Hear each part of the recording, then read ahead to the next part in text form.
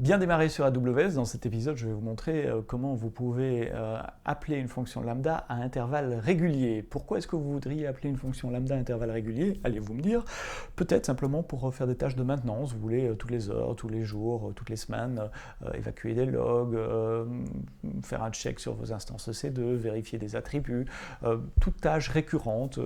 Donc la question qu'on a souvent des clients, c'est comment on fait un cran de table finalement pour des instances lambda. Alors je vais vous montrer ça à partir de ma console. Ici j'ai une fonction AWS Lambda qui s'appelle MaDemo, qui est en version 2. Elle a un alias prod également. Regardez l'autre numéro si vous voulez en savoir plus sur les alias et les versions des fonctions lambda. Pour appeler une fonction lambda à intervalles réguliers, je vais utiliser un autre service qui s'appelle CloudWatch. Oui, c'est le même service que celui que vous utilisez pour lire les logs. Il a aussi une fonction d'événements et de routage d'événements. Donc je vais dans la console de CloudWatch et ici à gauche, dans la partie événements, je vais démarrer un nouvel événement. Alors les événements, ça peut être des choses qui se passent, des événements qui se passent dans votre infrastructure AWS, comme une instance qui démarre, qui s'arrête, etc. Un objet qui est créé sur Amazon S3.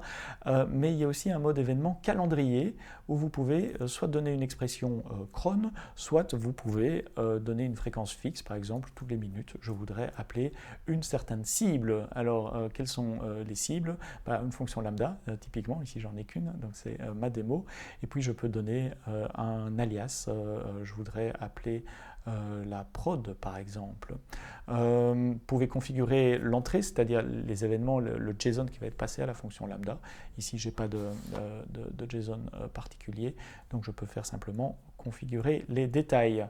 Je donne un cron 1 minute, un nom à ma règle, on peut donner une description également, et je crée la règle. On voit qu'elle a été ajoutée ici. Évidemment, à tout moment, vous pouvez la changer. Donc, comment voir si ça marche? Je retourne dans la console et j'utilise AWS Logs, qui est un outil tiers, pas d'AWS, dont je vous ai parlé dans un autre épisode de cette série Bien démarré. Et normalement, si tout va bien, il suffit que je parle pendant 1 minute et on devrait commencer à recevoir des invocations de cette fonction lambda. Ça va être peut-être un tout petit peu trop long pour le faire sur une vidéo, donc je ne vais pas rester jusqu'à la fin de cela, mais l'idée est exactement cela. Votre fonction maintenant va être invoquée automatiquement. Voilà, je reviens sur le log et on voit qu'elle a été invoquée, et puis dans 1 minute elle sera encore invoquée, et ainsi de suite. Donc vous mettez la fréquence soit avec une expression cron, soit en fixant un intervalle que vous définissez.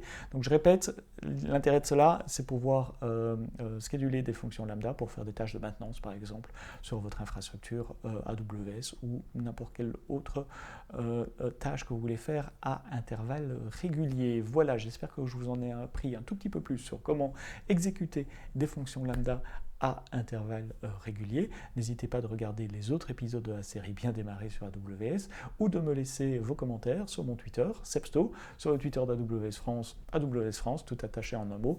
Laissez des petits pouces vers le haut sur YouTube, des commentaires sur YouTube.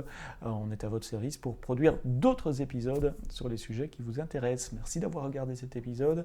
À très bientôt pour un autre. Et d'ici là, quoi que vous codez, codez-le bien.